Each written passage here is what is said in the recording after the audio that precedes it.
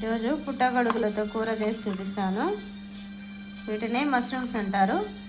First వీటి మీద ఇట్లా పై పొరం తీసేసుకోవాలి. ఇట్లా తీసుకోవాలి, సన్న పొర ఉంటుంది. మష్రూమ్స్ పైన పొట్టు తీసి ఇట్లా శుభ్రంగా కడిగి పెట్టుకోవాలి. మష్రూమ్ కర్రీకి కావాల్సిన పదార్థాలు చూపిస్తాను. కట్ చేసి పెట్టుకున్న ఉల్లిపాయ ముక్కలు, తరిగి పెట్టుకున్న 2 పచ్చిమిర్చి ముక్కలు, కొత్తిమీర, పుదీనా, ఎండు కొబ్బరి, ధనియాల పొడి, అల్లం వెల్లుల్లి, గరం మసాలా, పసుపు, జీలకర్ర, ఆవాలు, కారం, ఉప్పు, నూనె. కొంతమంది పెద్ద పెద్దగా కట్ చేసుకుంటారు. పెద్ద కట్ చేసుకుంటే వాటికి ఉప్పు, కారం, మసాలాలు సరిగ్గా పట్టవు. అందుకని నేను సన్నగా తరుగుతున్నాను. ఇట్లా సన్నగా తరుక్కోవాలి. అన్నీ ఇట్లా సన్నగా తరిగి పెట్టుకోవాలి. తరిగి పెట్టుకున్నాక బాండీ పెట్టి బాండీలో కొంచెం ఆయిల్ వేసుకోవాలి. ఆయిల్ వేడెక్కింది. ఫస్ట్ మష్రూమ్స్ వేయించుకోవాలి నూనెలో. కొంచెం ఆయిల్ ఒక పెద్ద స్పూన్ వేసినంతే సరిపోతుంది. వేగిపోయినాయి ముక్కలు. ఇలా వేయించుకోవాలి.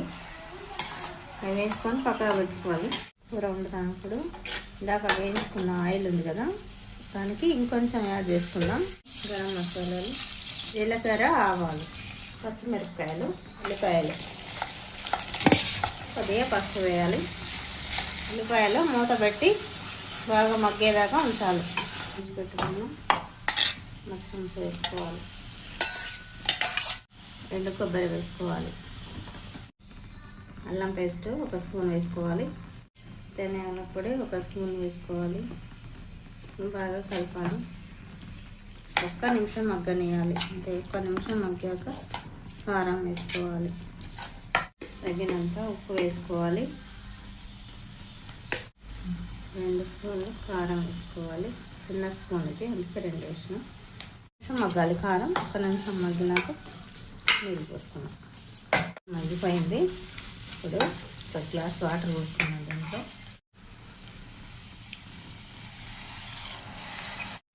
ఇట్లా పోసుకోవాలి. ఇట్లా పోసుకుంటే టైట్ అవుతుంది. కొంచెం ఉడికేసరికి పోసి ఒక 2 నిమిషాలు ఉడకని, 2-3 నిమిషాలు ఉడకాలి.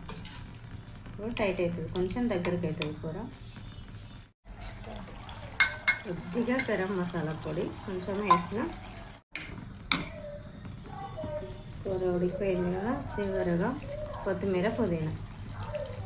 మష్రూమ్స్ కర్రీ రెడీ అయింది. ఇలాగా గ్రేవీ వస్తుంది. ఇట్లా లూజ్ కాకుండా, ఇలా టైట్ కాకుండా మంచిగా ఇలా బాగుంటుంది.